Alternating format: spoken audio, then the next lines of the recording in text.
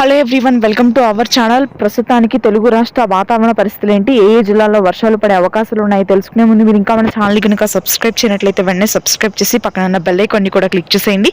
ఇక లేట్ చేయకుండా వివరాల్లో కనుక వెళ్ళినట్లయితే బంగాళాఖాతంలో కొనసాగుతున్నటువంటి ఉపరితల ఆవర్తన ద్రోణి బలపడుతుంది. రానున్నటువంటి 4 రోజుల్లో ముఖ్యంగా కోస్తా తీర ప్రాంతాల్లో భారీ నుంచి అతి భారీ వర్షాలు కురిసే అవకాశం ఉందని వాతావరణ కేంద్రం వెల్లడించింది. ఈ 4 రోజుల పాటు అయితే తక్కువ వర్షాలు మాత్రమే ఉంటాయి, అడపాదడపా షార్టెడ్ రెయిన్స్ మాత్రమే. అది కూడా మనకి నెల్లూరు, ప్రకాశం, అదేవిధంగా రాయలసీమలోని కర్నూలు, కడప ప్రాంతాల్లో మాత్రం నమోదయ్యే అవకాశాలు ఉన్నాయి. మిగిలిన అన్ని ప్రాంతాల్లో కూడా తీర ప్రాంతాల్లో పొడి వాతావరణం కొనసాగుతుంది.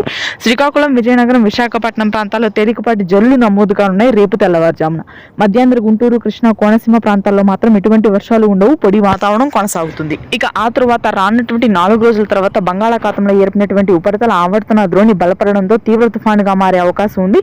దీని ప్రభావంతో ముఖ్యంగా తెలంగాణలోని కొన్ని ప్రాంతాల్లో కూడా అతి భారీ వర్షాలు నమోదు కానున్నాయి. రానున్నటువంటి 3 రోజుల పాటు అయితే తెలంగాణలో ఎటువంటి వర్షాలు నమోదు కావు. అయితే కనిష్ట స్థాయికి మాత్రం ఉష్ణోగ్రతలు పడిపోతాయని వాతావరణ కేంద్రం వెల్లడించింది. హైదరాబాద్ నగర ప్రాంతంలో పగటి సమయంలో ఇప్పటికే దాదాపుగా 20 లోపే ఉష్ణోగ్రతలు నమోదవుతున్నాయి. ముఖ్యంగా తెల్లవారుజామున 14 డిగ్రీల వరకు కనిష్ట స్థాయికి ఉష్ణోగ్రతలు పడిపోతున్నాయి. ఇది ప్రస్తుతానికి ఉన్న వెదర్ అప్డేట్. Thank you.